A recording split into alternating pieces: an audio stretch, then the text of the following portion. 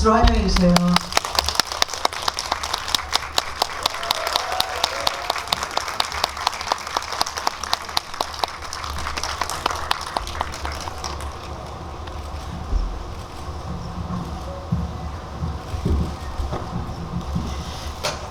예, 그러면 짧게 자기소개하고 시작할까요? 네, 여러분 안녕하십니까. 영화 해야 할 일을 관람한 배우 이재훈입니다. 만나서 반갑습니다. 네, 안녕하세요. 해야 할 일 감독한 박홍준이라고 합니다. 와주셔서 감사합니다. 인사팀장 역할을 했던 김도영입니다. 반갑습니다. 너무 많이 오셔가지고 좀 깜짝 놀랐습니다. 오늘 이 자리는 저희 명필님이 또 이재훈 배우님한테 특별히 부탁을 드려서 독립영화를 응원하는 자리에 참여해 주십사 했거든요. 근데 또 너무 바쁘신데 흔쾌히 그런 마음하고 이제 오셔서 이렇게 또 자리가 마련됐습니다. 이재훈 배우님께 정말 감사드리고요. 아닙니다. 이렇게 함께 해주신 여러 관객 여러분들, 팬 여러분들께도 감사드립니다. 여러분들은 또 이 영화를 어떻게 보셨을지 되게 궁금하네요. 모두 거의 여성이시네요. 잠깐 이제 영화에 대해서 말씀드리면, 영화 해야 할 일은 지난해죠. 지난해 부산국제영화제에서 처음 공개돼서 부산국제영화제를 비롯한 한 6개 부문의 상을 받고, 그리고 지난 9월 25일날 개봉을 했습니다. 근데 워낙 이제 독립영화다 보니까 영화관도 적고 또 관객분들 만날 기회가 적어서 또 이런 자리를 마련했습니다. 박홍준 감독님은 명필름에서 운영하는 명필름 랩 6기 출신의 감독님이시고요. 이 영화가 처음이십니다. 장편 데뷔작이고요. 저 옆에 앉아 계신 김도영 배우님도 장편 영화 주연은 또 처음이세요. 근데 영화 개봉도 하기 전에 부산 독립영화제하고 서울 독립영화제에서 연기상을 또 받으셨어요. 합당한 그런 결과라고 생각을 하는데, 그러면 일단 이재훈 배우님이랑 먼저 좀 얘기 좀 나누고 그리고 시작하겠습니다. 사실 여러분 저보다 더 많이 아실 수도 있지만 이재훈 배우님은 개인 채널이 있죠. 유튜브 채널에서 재훈시네라는 채널에서 특별히 또 다른 영화 배우나 연예인하고 달리 독립영화관 그리고 독립영화인들을 응원하는 그런 채널을 운영하고 계신데, 저도 좀 깜짝 놀랐어요. 여러분들 다 들어가 보셨죠? 너무나 이게 그냥 일반 방송 프로그램이 아닌가 할 정도로 굉장히 많은 공을 들이시고 오래 촬영하시고 아주 세심하게 만져서 이렇게 업로드 하시는 것 같은데, 굳이 그 바쁜 시간에 그런 채널을 운영하시고 또 그런 공간을 응원하시고 영화를 응원하신 이유? 그걸 직접 좀 듣고 싶습니다. 아무래도 제가 극장에서 영화 보는 거를 너무 좋아하고, 극장에서 보내는 시간이 사실 연기할 때보다 제 작품을 볼 때보다 훨씬 더 행복한 것 같아요. 그런데 가면 갈수록 독립영화 극장이 보통 영화관뿐만 아니라 점점 관객분들이 많이 찾아주시지 않는다라는 것을 체감을 하게 되었고, 그래도 이 소중한 극장이 만약에 사라지게 되면 얼마나 좀 가슴이 아플까라는 경험을 또 제가 하기도 했고, 그래서 이거를 기록으로 남기게 되면 나중에 극장에 있어서 추억을 하시는 분들께 자그마한 선물이 되지 않을까 해서 시작을 했다가, 조금 더 발을 나아가서 제가 방문했었던 그런 독립영화 극장들이 사라지지 않았으면 하는 바람으로 유튜브를 시작을 한 것 같아요. 그래서 좀 정성 들여서 그 공간들을 잘 비춰줬으면 좋겠다라는 생각을 했었고, 그래서 좀 디테일하게 하나하나 잘 담아보려고 했는데, 그래도 봐주시는 분들이 어떻게 봐주시는지 또 댓글을 통해서 이렇게 느끼고 있는데, 여러모로 어려운 부분들도 있고, 저도 이제 스케줄이 있다 보니까 많은 영상을 남기지 못해서 아쉬운 부분이 있는데, 그래도 제가 영화를 좋아하고 극장에 가는 것을 좋아하는 사람으로서 그렇게 컨텐츠를 남길 수 있어서 너무 기분이 좋고 감사합니다. 그리고 저번에 또 파주에 가서 영필름 아트센터에 가서 또 대표님도 뵙고 해서 너무나 뜻깊은 시간이었어요. 그 공간을 제가 기록으로 남길 수 있어서요. 근데 파주는 조회수가 별로 안 나왔어요. 그래서 네. 여러분들이 좀 구독을 좀 해주시고 가주셨으면 좋겠습니다. 근데 야, 그 제주, 부산, 광주, 뭐 파주, 인천, 서울 정말 지역적으로 너무 넓고 멀잖아요. 근데 야, 이 마음은 알겠지만 굉장히 얼마나 힘드실까 그런 생각이 들어서 혹시 내가 괜히 이 팔을 벌렸나 이런 생각은 안 하세요? 매우 합니다. 네, 매우 하고 근데 뭐 첫 술에 배부를 수도 없고 그렇게 남긴다라는 것 자체에 의의를 두고 시작을 했었던 것 같아요.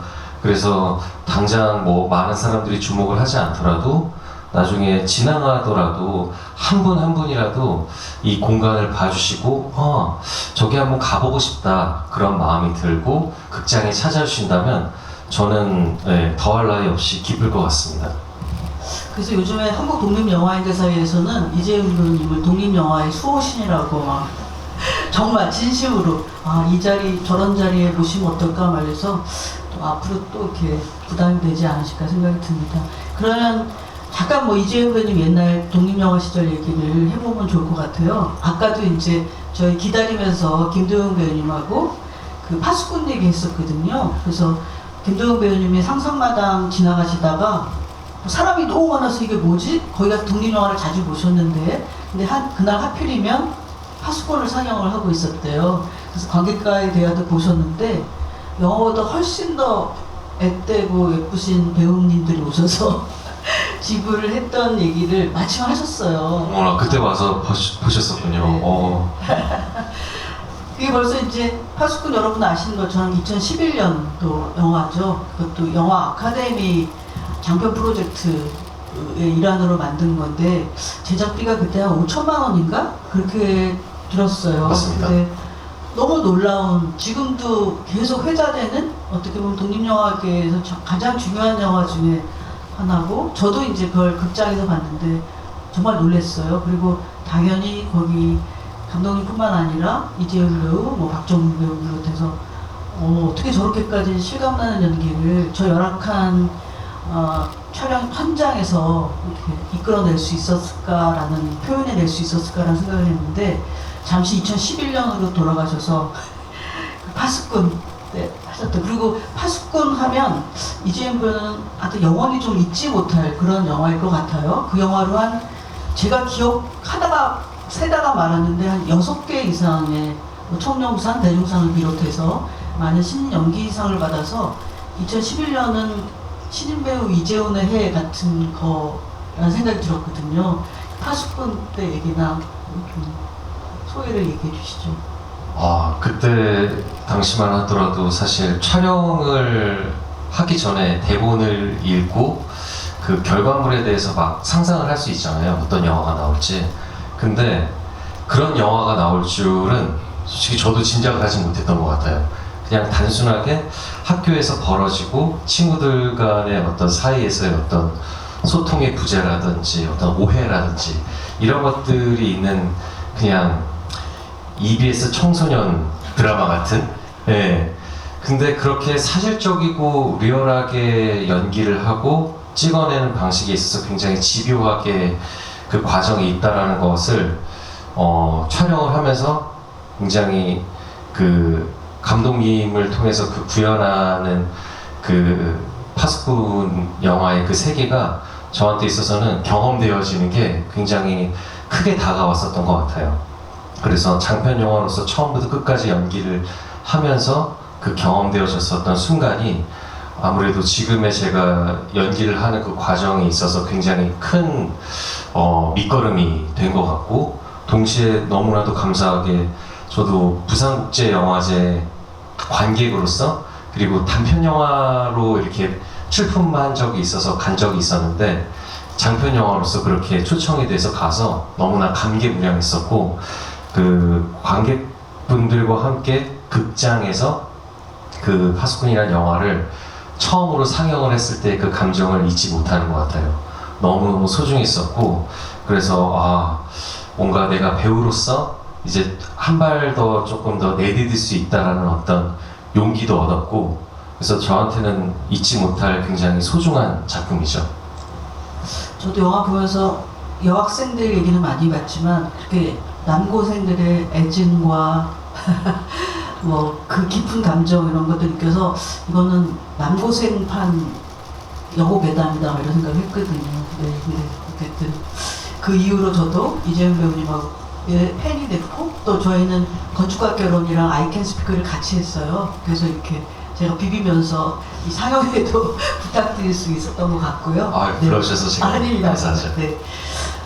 그리고 이제 박공준 감독 영화 얘기는 잠깐 넘어가면 여러분들 영화 어떻게 보시는지 정말 궁금해요. 근데 뭐랄까 이재용 배우를 응원하는 마음에서 오셨을 텐데 또 여러분들은 영화를 어떻게 보셨을지 이따가 좀 많이 얘기해 주시길 바라고요.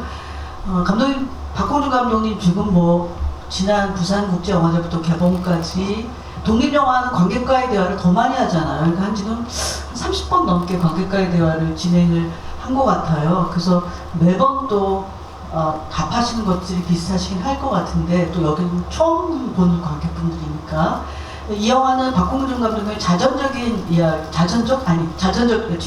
자기의 경험을 토대로 만든 영화입니다. 그 영화를 공부하기 전에 4년 정도 조선소 인사팀, 여기 나오는 강준희 대리처럼 일을 했던 분인데 이제 때려치고 영화를 만드는 그런 분이 되셨어요. 감독님 그 과정까지 회사를 다녔고 그 경험을 영화로 시나리오를 오래 썼고 영화를 만들기까지 과정을 좀 얘기해 주시죠. 네, 일단 제가 실제로 이제 한 4년 반 정도 인사팀에서 일을 하면서 겪었던 일을 베이스로 하고 있고요. 제가 2015년에 회사에 들어갔었는데 16년부터 조선업이 되게 전 세계적으로 경기가 안 좋았어요. 그래서 저는 준이랑은 다르게 인사팀에서 쭉 근무했고, 인사팀 막내로서 이제 그런 일들을 지켜보면서 조금 심적으로 조금 많이 힘들었던 것 같아요. 극중에서 준이가 경험하는 것처럼. 그러면서 그때가 근데 마침 제가 부산에서 영화 공부를 조금 하면서 단편 영화 같은 것들을 만들던 그런 시기라 가지고 언젠가 이 경험을 한번 영화로 만들어 볼 수 있으면 좋겠다라고 생각을 했었는데, 그게 이제 2019년에 회사를 때려치고 나와서 이제 명필름 랩을 만나서 같이 개발하고 영화를 만들어내기 이렇게 관객분들과 만나게 되었습니다. 조선업 쪽에서는 인재를 잃었는데 영화계는 엄청난 인재가 들어오셨네요. 네. 과찬이십니다. 예, 인사팀장 정기훈 부장 역을 맡으신 김도영 배우님 같은 경우에는 정말 오랫동안 연극 무대에 서셨었고요. 영화 연기를 하신 지 몇 년 안 되셨다고 하더라고요. 근데 이제 이번에 뭐랄까 이 영화가 이렇게 완전한 빌런, 악역은 없지만 가장 집요하고 치열하게 사측의 입장을 대변하는 역할을 성실하게 하는 정기훈 부장을 맡으셔서 너무나 잘했고, 사람들이 이건 연기인지 진짜인지 이런 얘기 많이 하셨는데 사실 회사 생활을 한 번도 하신 적이 없다고 합니다. 그리고 또 이 영화로 뭐랄까 강준희 대리님 역할한 장승범 배우님도 연기상을 수상했지만 또 김도영 배우님 개봉 전에 중요한 영화제에서도 상을 받으셨는데 이렇게 연기하고 또 상 받고 또 이렇게 관객하고 만나고 또 이재용 배우님 팬들하고도 만나는 이런 자리에 계신 김도영 배우님 소감과 소회를 얘기해 주시죠. 예, 저 50이 들어서 이제 상을 받아서 기분이 너무 좋았고요. 그리고 난 다음에 이 잔치가 시작됐는데 여러 GV를 다니면서 좋은 말도 많이 듣고 이 잔치가 언젠가는 끝날 걸 알면서도 계속 마음이 적적해지고, 오늘이 저의 GV 잔치 마지막 날이거든요. 이재원 배우님 덕분에 이 팬들을 모시고 끊임없는 셔터 소리에 가슴이 계속 뛰고 있습니다. 제 잔치의 마지막이 너무 즐겁네요. 선배님 좀 많이 찍어주세요. 아닙니다. 감사합니다. 그럼 이쯤 되면 그 이재현 배우님이 영화 보신 소감 되게 궁금해요. 워낙 제가 그 영화를 정말 많이 보시는 분이거든요. 다양한 영화를 장르 가리지 않고 굉장히 또 관객하고 만나기 어려운 영화들도 많이 보시는 걸로 알고 있는데 헤알리를 이재현 배우님 보신 소감 궁금합니다. 우선 작년 부산국제영화제에 출품이 돼서 많은 분들께 또 이렇게 주목을 받은 작품이라는 것을 인지했었고, 그래서 이번에 개봉을 하게 되었는데 때마침 또 신재명 대표님께서 GV 말씀을 해주셔서 너무 흔쾌히 보고 싶다, 그리고 관객과의 대화도 하고 싶다 라고 해서 이렇게 보게 되었는데, 그래서 저는 영화를 볼 때 웬만해서는 어떤 정보를 최대한 입력하지 않고 그냥 있는 그대로 순수하게 보려고 노력하는 타입인데, 근래에 봤었던 영화 중에 이렇게 가슴을 후벼 파는 영화가 있었나 생각이 들 정도로 저한테는 되게 이 영화임에도 불구하고 너무 현실에서 벌어지는 이야기처럼 느껴졌었던 것 같아요. 그러면서 예전에 아버지가 회사 다니셨을 때에 대한 생각도 나고, 현재는 제가 또 회사를 운영을 하면서 구성원들과 함께 이 회사를 이끄는 입장이다 보니까 그런 부분에 있어서의 어떤 양가적인 입장도 좀 많이 났었던 것 같고, 재밌는 건 이 영화에서는 보통 회사와 사측과 그리고 노측의 그런 이야기들을 할 때 보통 회사를 가리고 뭐 회사원들을 을이라는 형태로서 이야기가 전개되면서 뭔가 나쁜 사람과 좋은 사람이 뭔가 대결을 하는 그런 구도의 이야기들을 볼 수가 있었고, 혹은 뭐 을과 을이죠. 회사원들끼리의 어떤 뭔가 버티고 나아가려는 그런 모습에 서로 뭐 시기하고 질투하고 그런 정치질을 한 그런 드라마나 영화들을 봤었는데, 이번 작품은 저한테 있어서는 그런 것들을 떠나서 너무나 이 현실을 그냥 직면한다라는 기분이 많이 들었었던 것 같아요. 그래서 내가 저 상황과 위치라면 어떤 생각과 판단으로 이야기를 할 수 있었을까. 근데 그 과정이 너무 진짜 리얼하게 다 다가오니까 회사 생활을 해보지도 않았음에도 불구하고 그 강 대리님의 입장이 너무나 이해되면서, 또 들어와서 처음에 만났던 이 차장님, 배우님도 제가 처음 뵈서 그런지 저게 진짜인가 연기인가 착각이 들 정도로 너무 이렇게 연기들을 다 너무 잘 해주시니까, 그래서 이 이야기 자체에 확 몰입해서 볼 수 있었던 것 같아요. 그리고 인사팀의 이제 정 팀장님 맡아주신 김도영 선배님도 제가 뵀었던 것 같은데 여기서 그래도 굉장히 중요한 비중으로 계속 나오시는데, 어느 순간에는 진짜로 회사에서 담당하시는 인사팀장님과 뭐 차장님과 구성원들이 그냥 강대리라는 주인공을 배우를 데리고 와서 실제 리얼한 상황에 두고 진짜 대본을 주고 이렇게 뭔가 상황을 연출한 게 아닌가 할 정도로 다들 너무나 리얼하게 보여주신 것 같아요. 그런 부분에서 제가 켄 로치 감독님을 굉장히 좋아하는데, 최근에 보여주시는 작품들에서의 그런 뭐 사회적인 어떤 현상, 그리고 사람들의 이야기들을 정말 리얼하게도 보여주는 부분이 있는데, 그 켄 로치 감독님의 작품이 또 생각이 나면서 배우분들의 그런 리얼한 모습에 진짜 내가 그 상황이라면 어떻게 견딜 수 있을까에 대한 어떤 또 딜레마라고 해야 되나요? 처음에 시작했을 때 자재팀이죠. 자재팀에서 이제 인사팀으로 발령을 받은 거잖아요, 강 대리님이. 그런데 나중에 구조조정이라는 상황이 생겨서 나를 모셨던 상사, 함께한 동료의 밥줄을 내가 결정을 해야 되는 그런 상황이 너무나 잔인하면서도 무섭고, 근데 인사팀이 그것을 해야 되는 업무를 가진 부서인 거잖아요. 그것을 해야 되는 게 해야 할 일이고 그런 것들이 너무 네, 되게 복잡한 신경이 많이 들었던 것 같아요. 그래서 이거 회사 다니시는 분들은 얼마나 더 많이 공감을 하시면서 볼까에 대한 생각도 들었고 그래서 저는 네, 너무너무 좋았습니다. 지금 말이 좀 길었죠? 아닙니다. 감사합니다.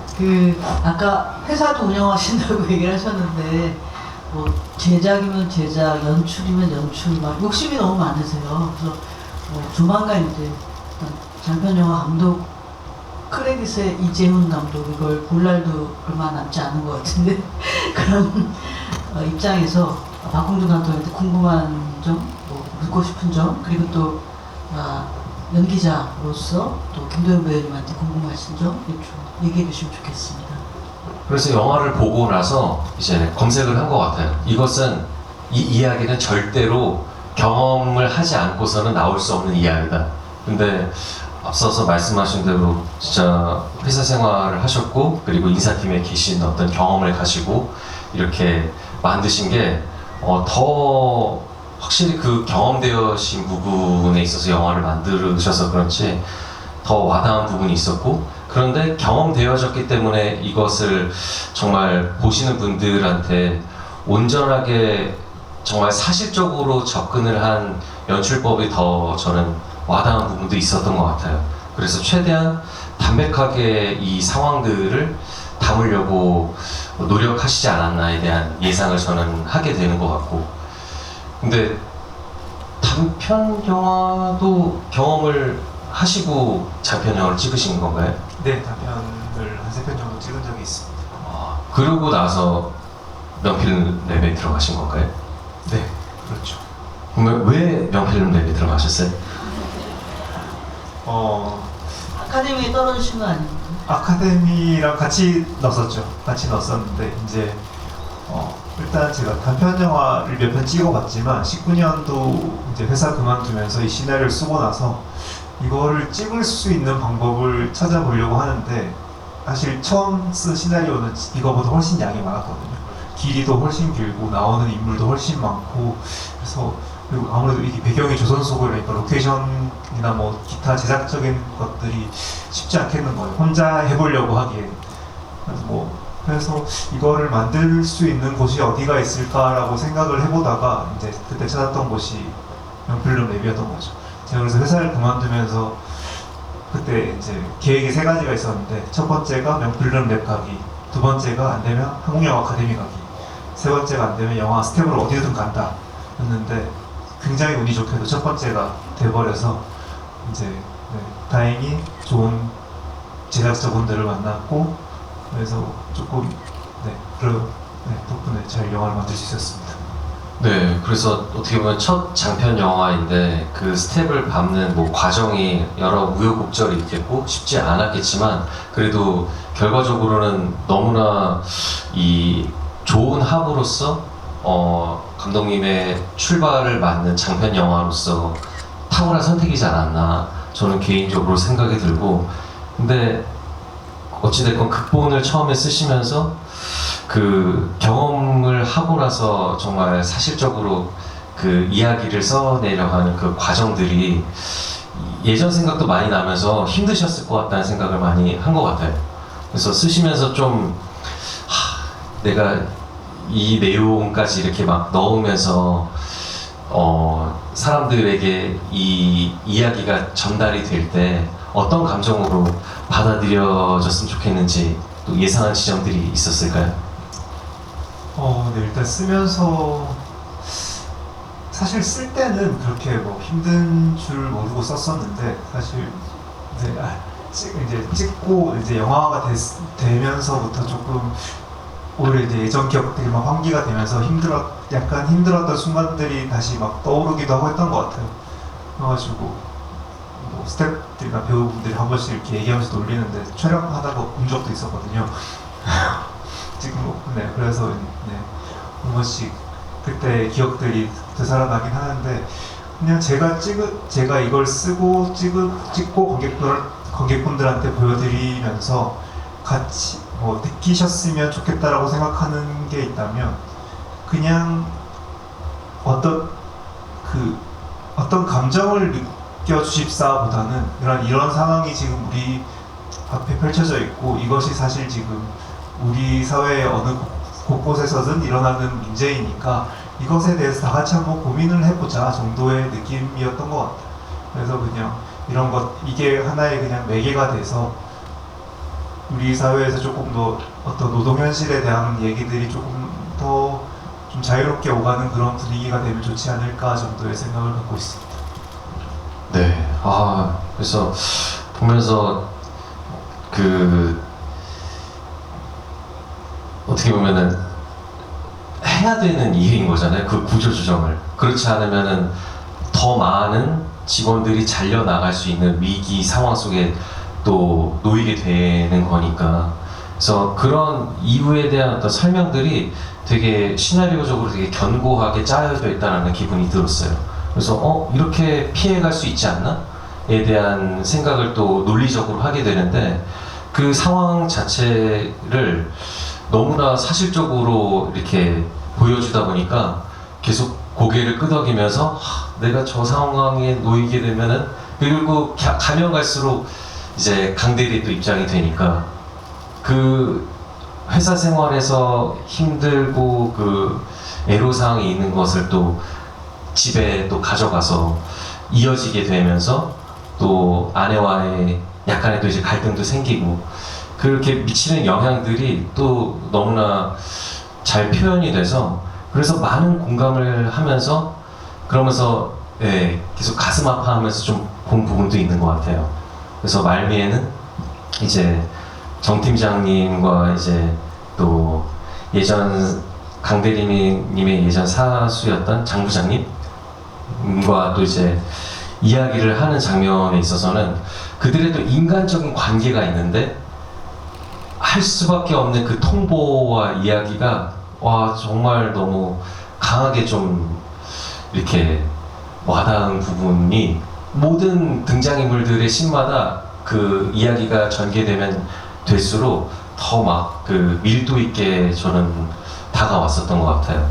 그래서 김도영 선배님이 연기해 주신 이제 인사팀장님께서 어떻게 보다 보니까 이제 또 거기 사측을 또 대변을 해서 실행에 옮겨야 되는 사람인데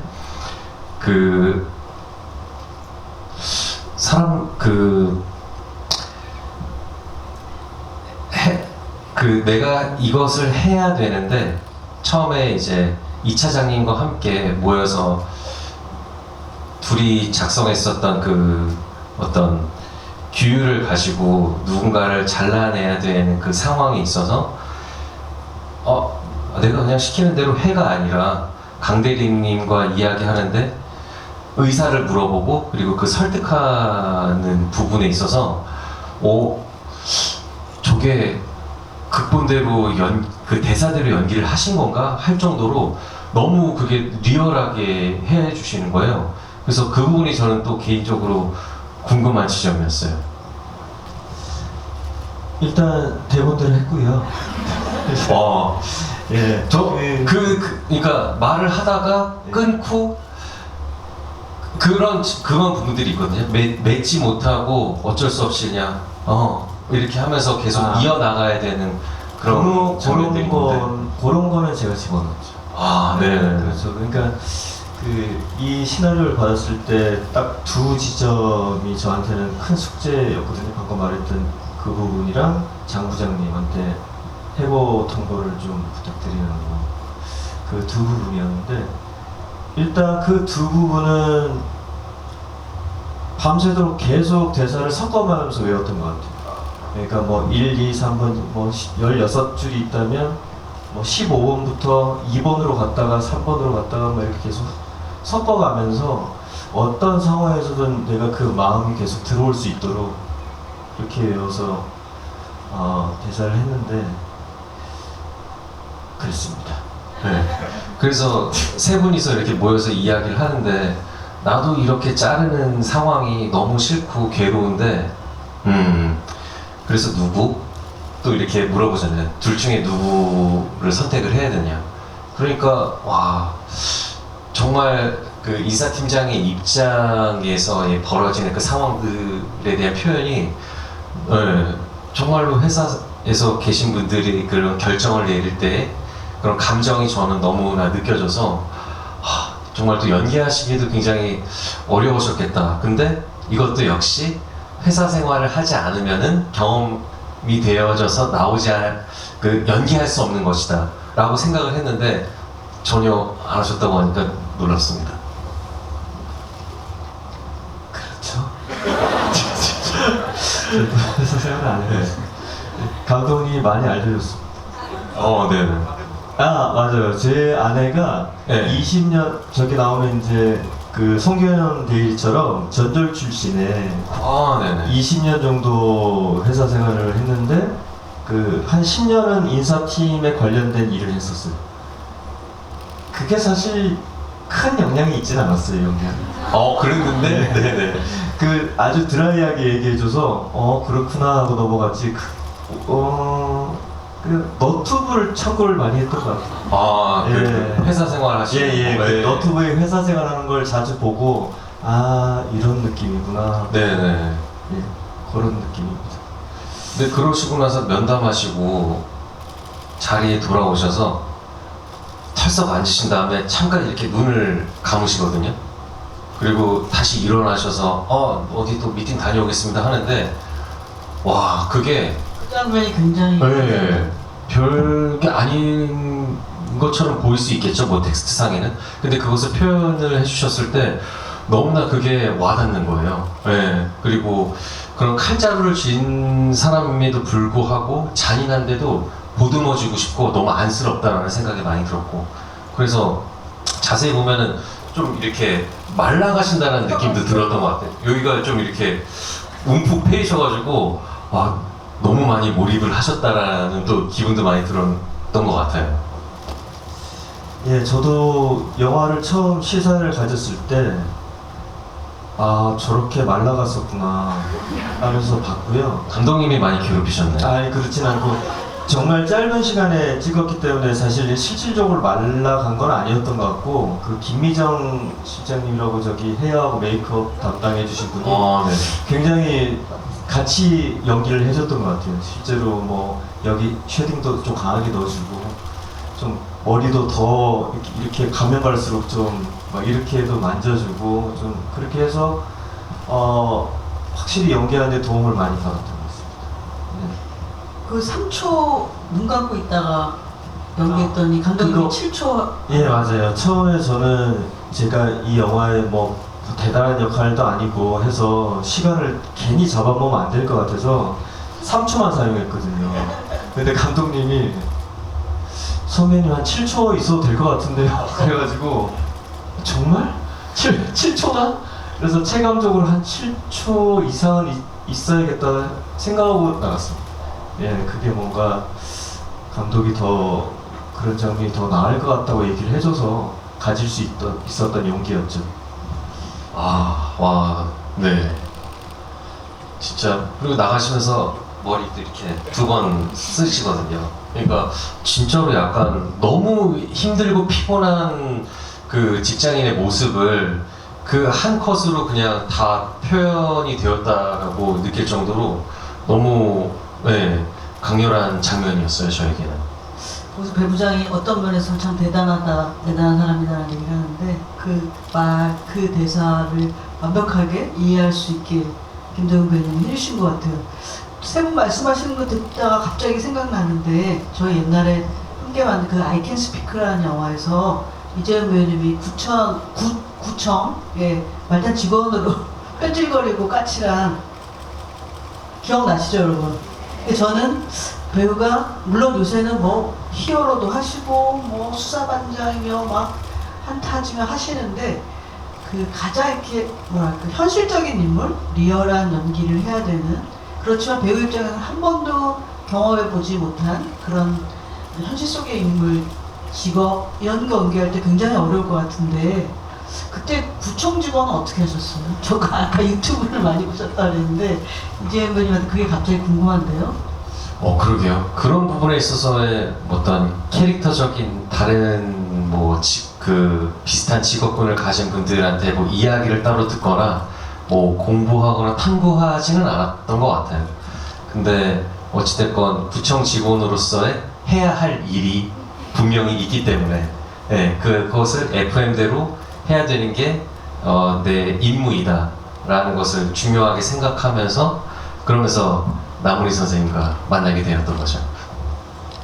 그 박건우 감독님하고 또 김도영 배우님도 이 자리 마련해 주신 이재훈 배우님한테 궁금하신 점 있을 것 같아요. 오늘 다 태어나서 처음 만나셨다고 그러거든요. 그래서 어떠세요? 갑자기 제가 물어봐서 당황하셨나요? 그 언프레임드는 어떻게 준비하게 되셨나요? 언프레임드요. 배우들이 이제 연기를 하다가 보면은 감독으로서의 어떤 위치, 내가 감독하면은 이렇게 더 잘할 수 있을 것 같은데에 대한 어떤 포부를 갖거나 상상을 많이 하게 되거든요. 그것을 실현을 하게 되었을 때에 대한 그 과정, 그리고 결과물을 한번 보는 프로젝트를 만들면 어떨까 생각을 했던 것 같아요. 그런데 장편으로서는 굉장히 그것이 부담이 될 수 있으니 단편 영화로 그 옴니버스는 아니고 각자 독립된 이야기지만 그렇게 묶어서 보여주면은 되게 만드는 사람들 입장에서도 그리고 보는 관객분들도 되게 궁금한 프로젝트가 될 수 있겠다 해서 시작을 하게 된 것 같아요.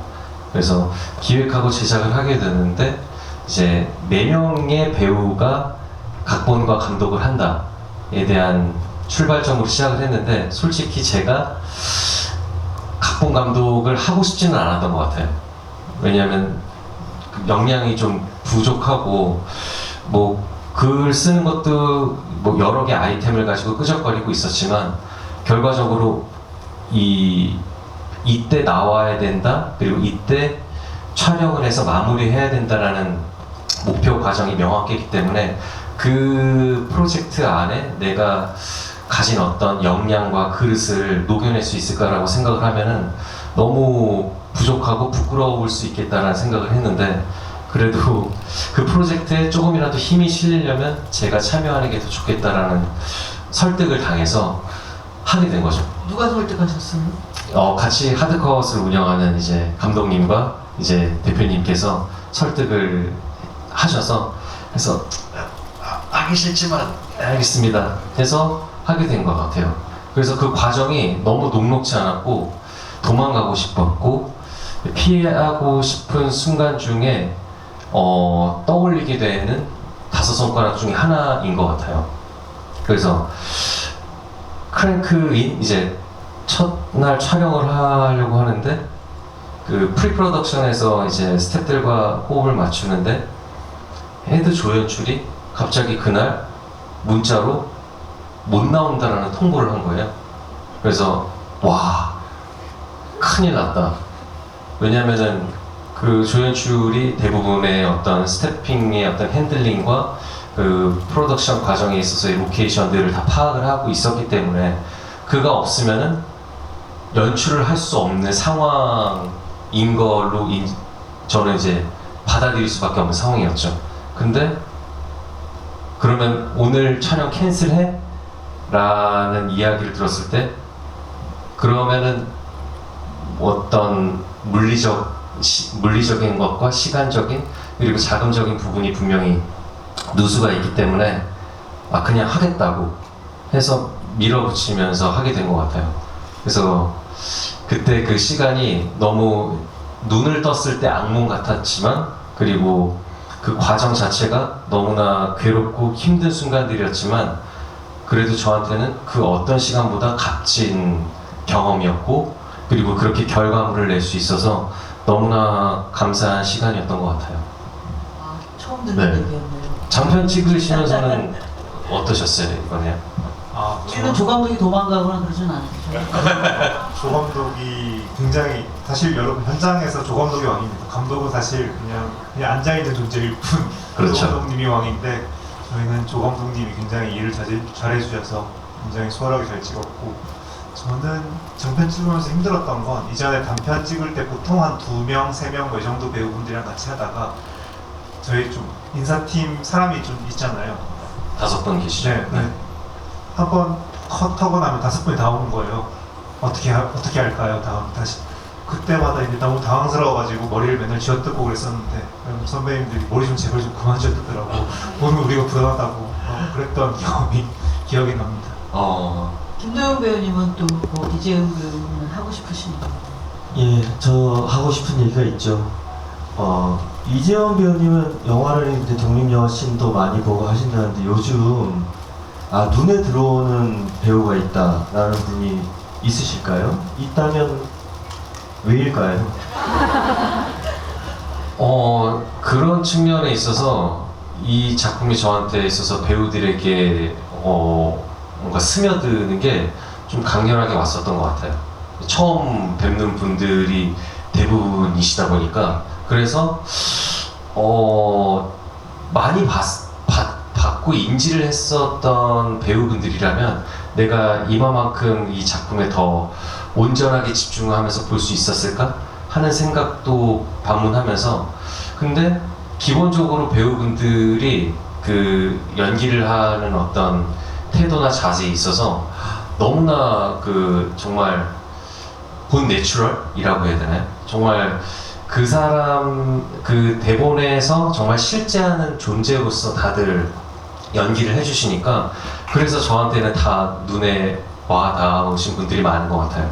뭐 강대리님을 비롯해서 정말 뭐 사수인 이 차장님은 진짜로 내가 인사팀에 오면은 저런 사람이 있을 것 같아 라고 할 정도로 너무 이렇게 연기를 리얼하게 잘해주셨고, 그리고 김도영 선배님을 또 이번 작품을 통해서 저한테는 되게 뇌리에 굉장히 남는 배우다. 앞으로 저 선배님과 같이 작업을 하게 되면은 되게 재밌는 것들이 많겠다에 대한 상상을 영화 크레딧 올라가면서 많이 했었던 것 같아요. 이 답을 기다리셨던 것 같은데 김도영 배우님 여기서 박수 한번 쳐주실래요? 같이. 쑥스럽네요.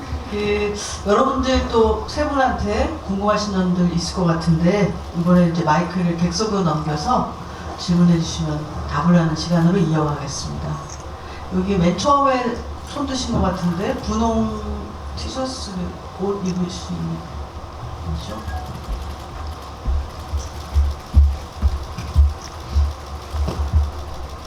안녕하세요. 이렇게 노동 현장에 대해서 이야기하는 영화가 많이 나왔으면 좋겠다라고 생각을 하고 있었습니다. 누군가는 계속 해야 할 말이라고 또 생각을 했고, 영화를 보면서 각자가 각자의 자리에서 지켜야 될 일상이나 이런 신념에 대해서 그 각자에게 해야 할 일이 계속 놓여져 있는 게 모두 되게 이해되면서도 숨이 턱 막히는 기분이었고요. 그 초반에 준이가 집에서 입는 옷이 달라지는데 가장 편해야 할 집에서 죄수복이 연상되는 옷을 입고 그 창살에 아파트 안전바가 무슨 쇠창살? 감옥처럼 보이는 연출이 되게 인상 깊게 나왔는데 연출을 의도하고 하신 건지 궁금하고요. 그리고 족쇄랑 넥타이라는 게 처음에 약간 메타포처럼 등장을 하고 상황 자체가 굉장히 답답하게 흘러가는데 그 캐릭터 설정도 주변 가까운 사람들이 말하기로는 답답한 인물이라고 설정을 하셨잖아요. 그게 왜 그렇게 캐릭터 설정을 하셨는지, 그리고 본인의 경험이 들어가 있다고 하셨는데 혹시 감독님의 성격이 반영된 건지 궁금합니다. 몰입해서 보셨나봐요. 그걸 죄수복이라고 생각을 못했는데 네. 빠삐용 생각하셨나보다. 네. 일단 제 아내가 강준이 볼 때마다 화가 치밀어 오른다고 하거든요. 너무 너 같아서 화가 치밀어 오른다고 하는데 제가 좀 반영되어 있는 건 맞고요. 좀 답답한 사람입니다. 답답한 사람이고요. 아내분은 이 영화에서 스크립을 맡으셨어요. 네. 그랬었고요. 빠삐용 죄수복 같은 그런 설정은 약간 해몽을 잘해주셔서 감사하고요. 근데 일단 집 자체도 조금 편히쉴 수 없는 공간으로 생각했던 건 맞아요.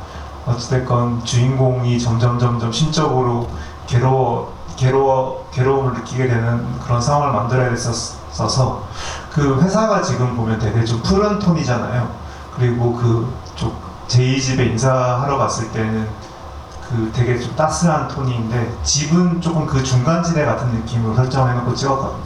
그래서 아직 뭔가 완성되지 않은 그런 집, 그래서 이 한 몸을 편히 누릴 수 있을지에 대한 그런 아직 확신이 없는 공간 정도의 느낌으로 생각하고 찍었었고, 넥타이나 이런 거를 굳이 이렇게 설정한 거는 준이는 어떤 인물이면 이 상황을 조금 더 힘들게 받아들일까를 이제 고민하면서 그런 설정들을 가져갔던 것 같아요. 그래서 준이는 누군가를 처음 만나거나 처음 인사드리러 가는 자리는 되게 넥타이까지 챙겨서 하고 가는 그런 되게 반듯한 인물이고, 사실 그런 반듯한 성품 때문에 지금 더 큰 고통을 받아가는 그런 인물이기도 하다, 뭐 그 정도의 설정으로 그렇게 찍었습니다. 네, 또 다른 분 질문. 너무 큰일 났네 이거. 네, 여기 하트 이거 들으신 분, 그리고 아까 두 번째로 들으신 분, 그분이 두 번째 들으신 분 맞나요? 와, 예, 그 다음에 거의 영화 예. 너무 재밌어서 감사하다고 말씀드리고 싶고, 저는 궁금한 게 그 부장님이랑 형 중에서 자르잖아요. 혹시 진짜 실제였으면 누구 자르실 건지 궁금해가지고. 제가 준이 입장이면 누구 선택할 건지요? 세 분 다. 이지은 배우님도 대답해 주시고 김도영 배우님도 대답해 주시고. 감독님부터. 제가 시나리오 썼습니다. 제가 시나리오 쓴 겁니다. 저도 정규현 부장 입장이라면 정 부장님 쪽으로 회사의 젊은 피를 수혈해서 건강하게 하게 하는 게 제 목표이기 때문에 그렇게 선택할 것 같습니다. 사실 그 노조 측과 합의된 게 있었잖아요. 그래서 그대로 가면 되는데 배 부장님이 갑자기 팀장님한테 뭔가 언쟁이 붙으면서 추가적으로 누군가를 잘라야 되는 그런 상황이 생긴 것 자체가, 이 영화 자체에 있어서는 사실 누가 잘했고 못했고를 당연히 뭐 인지를 할 수 없는 부분이지만, 질문과는 다른 대답을 하고 싶은 건 그 배 부장님을 날려야 하는 게 아닌가. 네. 그런 생각을 결과적으로 지금 하게 되네요. 네. 무섭다. 네. 누군가를 날려야 돼. 열심히 하지 않는 배 부장님을. 야. 네, 죄송합니다. 강준이 된 입장에서는 그 자제팀에서 인사팀으로 추천한, 그래도 자기 사이 삼고 싶다고 하는 사람한테 잘리게 된 경우잖아요. 그것이 얼마나 아이러니하고도 고통스러울까라는 생각을 다시 한번 하게 됐습니다. 그 장 부장님 따님 목소리는 김양기 배우님 목소리예요. 여러분 크레딧을 보셨는지 모르겠지만 또 목소리 출연을 흔쾌히 해주셔서 인상적인 장면으로 완성될 수 있었습니다. 네, 아까 손주 씨. 안녕하세요. 저는 오늘 해야 할 일 영화랑 굉장히 관련이 높은 사람이라고 생각돼서 질문을 하게 되었는데요. 먼저 그 파주에 있는 명품림 근처에 있는 그 대형 북스토어 본사에서 일을 하고 있고요. 또 두 번째로 이 해야 할 일에 나오는 이야기처럼 작년에 실제로 저희 회사에서 대형 그 구조조정이 있었습니다. 그리고 200명 정도의 그 선배님들이 다 퇴사를 하셔서 굉장히 공감을 하면서 봤고요. 그리고 실제로 제가 이 인사팀은 아니었지만 이 제3자 입장에서 그 선배님들을 보았을 때 가슴 아프고, 실제 저의 팀장님이셨던 분들도 다 이렇게 어쩔 수 없이 퇴사를 하시면서 굉장히 마음이 아프고 또 위로를 해드리고 싶었지만 회사의 일원으로서, 그리고 제3자 입장으로서 감히 제가 뭔가 그런 아픔, 힘듦이 있는데 거기에 위로를 한다거나 하는 게 굉장히 조심스러웠습니다. 그래서 200명 정도의 그 직원분들이 나가셨음에도 불구하고 저는 제가 가장 존경했던 팀장님 한 분에게만 연락을 따로 드렸었어요. 근데 실제 만약 제가 그때도 굉장히 고민이었던 게, 제가 그래도 조금 친했던 분들한테 다 연락을 드리면서 조금 위로의 말씀을 드려야 할지, 응원의 말씀을 드려야 할지, 아니면 좀 조용히 있으면서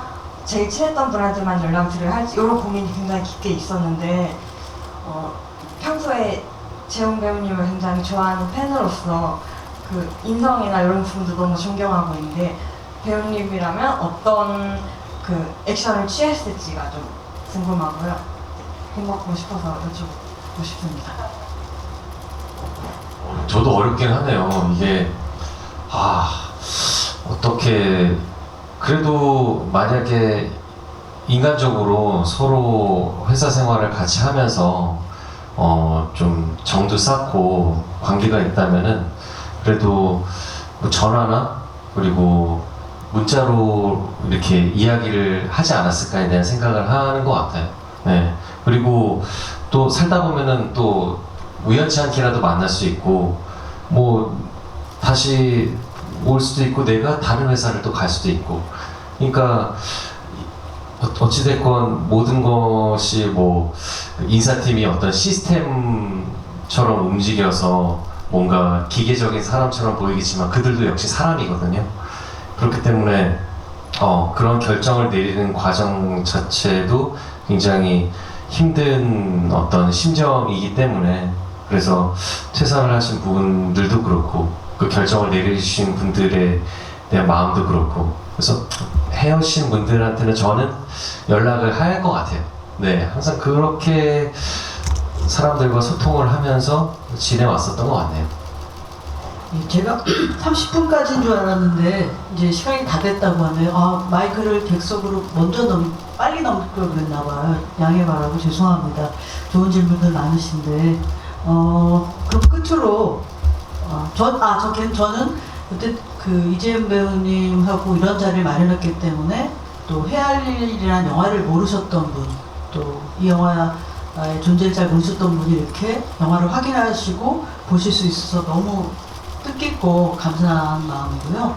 마지막으로 세 분 여러분들한테 인사 말씀하고 자리를 빨리 맞춰야 될 것 같네요.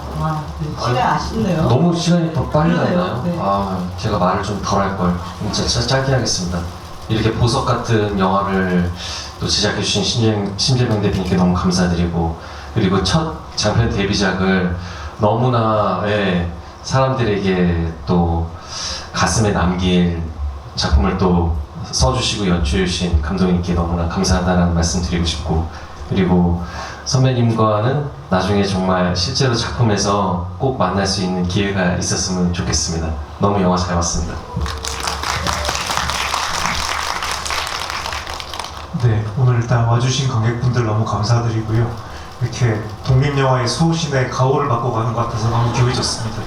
네, 앞으로 이렇게 주변에 우리 영화 해야 할 일 조금씩만 더 홍보해 주시면 너무 감사하겠습니다. 감사합니다. 네, 저희들이 독립영화 극장을 다니면서 이 GV를 지금 계속 가졌었는데요. 극장이 너무 먼 곳에 있고 찾아오기 힘든 곳에 있어서 이건 사실 정책적으로 좀 접근해야 될 부분이 있는 것 같아요. 그래서 뭐 독립영화를 무조건 사랑해달라고 말씀드린다는 건 사실 좀 부족하고요. 여러분들이 이런 영화를 좋아해 준다면 상업영화 제작하시는 분들이 여러 가지 시나리오를 다양하게 볼 수 있는 눈이 생기지 않을까 생각됩니다. 저는 앞으로 이재원 배우와 함께 좋은 작품으로 찾아뵙겠습니다. 감사합니다. 네, 여러분 함께 해주셔서 감사합니다. 조심히 돌아가십시오. 저희 잠시 자리에서 단체 촬영을 하도록 하겠습니다. 지금 그 자리에 앉아주시면 배우분들이 배경으로 해서 사진 촬영 금방 하도록 하겠습니다.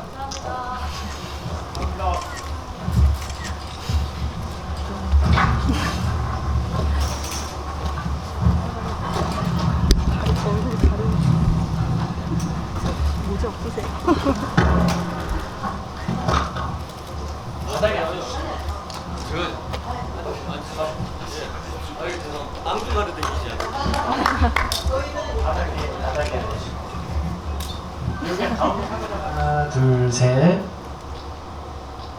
한 번 더. 하나, 둘, 셋. 네, 촬영 마치도록 하겠습니다. 감사합니다.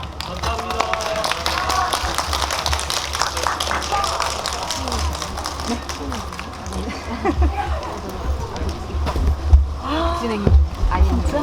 최근에 뭐 보셨어요? 최근에 그거 배우님 작품이잖아요. 그래도 8주 그래도 꽤 됐으니까.